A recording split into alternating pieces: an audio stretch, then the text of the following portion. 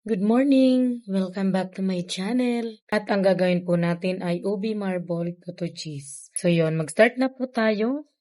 2½ cup po ng all-purpose flour yung gagamitin natin ngayon.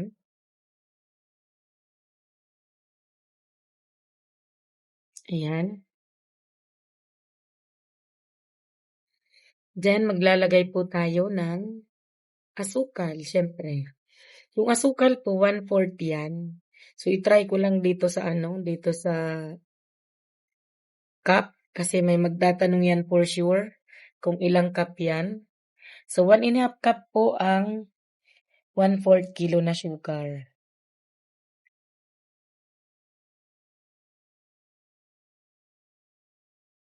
Yan. Next po ay maglalagay tayo ng baking powder.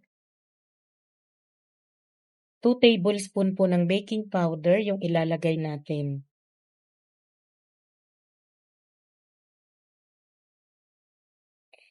Ayan, haluin lang natin ng konti itong ating dry ingredients. Then ilalagay natin yung vegetable oil, coconut oil, or any oil po na gusto nyong ilagay dyan. Olive oil, pwede po yun. So, ang nilagay ko po ay 6 tablespoon. Tapos, yung isang lata po ng ibap na gatas, measure ko lang, 2½ po yan. 2½ cups. So, yan po. At hahaluin na po natin. So, simpleng-simple lang po itong gagawin natin ngayon. Yan, maglagay pala tayo ng egg. Isang egg lang po yan na XL. Actually po yung puto, pwede siyang walang egg. Yung iba nga, mas gusto pa nila yung walang egg kasi minsan nalalasahan daw yung egg sa puto. So, mas gusto nila yung walang egg.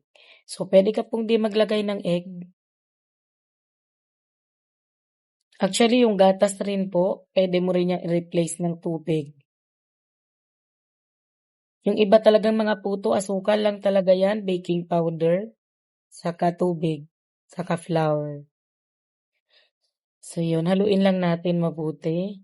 Hindi ko po yan pinas forward kasi yung iba, na-overmix sila kasi akala nila ang bilis-bilis ng pag-mix ko. Pero, hindi po talaga yan mabilis, naka-fast forward lang minsan.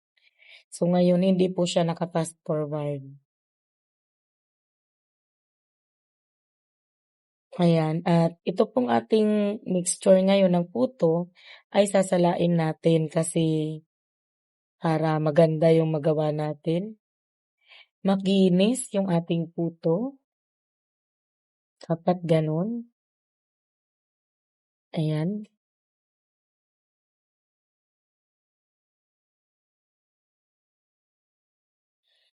Kasi kahit nakikita natin na wala ng mga buo-buo yan, pero meron pa talaga yan.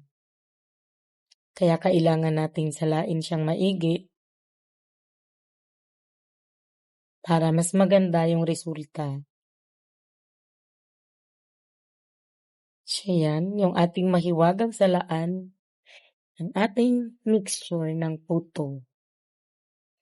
Nasira na po yung silicone ko na whisk, kaya ang gamit na natin itong pangmalakasang whisk. Mabigat po kasi yung ganyan. So yan, i-whisk ko lang para bumaba. Medyo malapot tong nagawa kong mixture ngayon. Then kukuha po ako ng 1 cup kasi yan ang kukulayan natin ng, ayan, nagkatapon-tapon na tayo. Yun. Nilagyan ko muna siya ng 1/4 teaspoon, 1/2 teaspoon. Tingnan ko kung magkakakulay na siya sa 1/2 teaspoon. Pero kung hindi, gagawin nating eksaktong 1 teaspoon. So, nagkakulay naman siya pero di ako masyadong satisfied sa kulay niya. Kaya dadagdagan natin. Hindi po food coloring yung nilalagay ko dyan. Ubi flavor po yan with color. Yan. Nakita niyo na tuloy yung lagayan na ang laki-laki.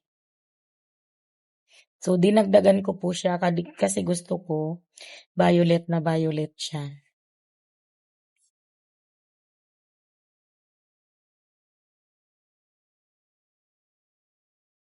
Ayan. Large po yung gagamitin kong molder ngayon. Ayan, kulay original. Then, lalagyan ko sa gitna ng violet. Then, lalagyan ko ulit siya ng original. At lalagyan ko ulit siya ng violet sa itaas. Ayan. Ganyan, tuloy-tuloy lang natin hanggat sa makabuo tayo ng kasya sa isang steam. Ang gagamitin ko pong steamer ngayon, yung rice cooker lang, hindi yung malaki kong steamer. So, ganyan lang ginagawa para pag naluto po yan ay napakaganda ng design niya. Actually po, pwede na natin tong hindi lagyan ng cheese kasi meron naman na siyang design. Kaso hindi siya magiging puto cheese kung wala siyang cheese. Diba? Ayan, ganyan po. Nasa sa iyo na po kung anong gusto mong gawing design. As long as itong dalawang ingredients na to ay mapagsama mo at malagyan mo siya ng design, wala naman pong mali.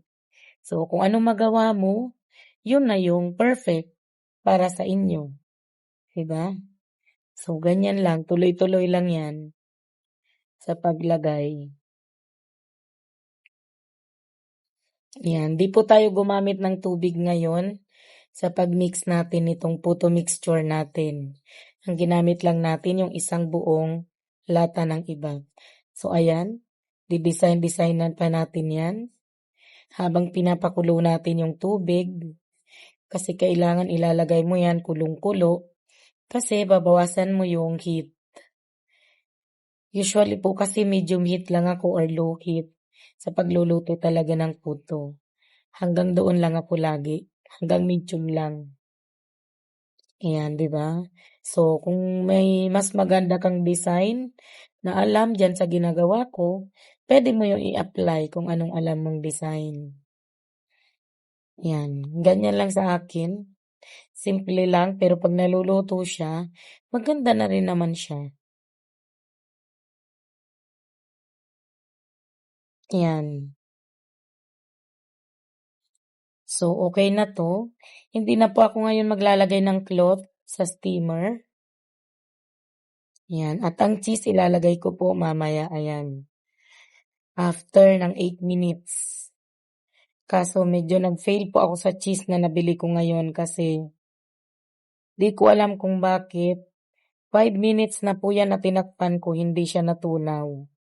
Kaya makikita nyo ngayon yung cheese na buo-buo siya.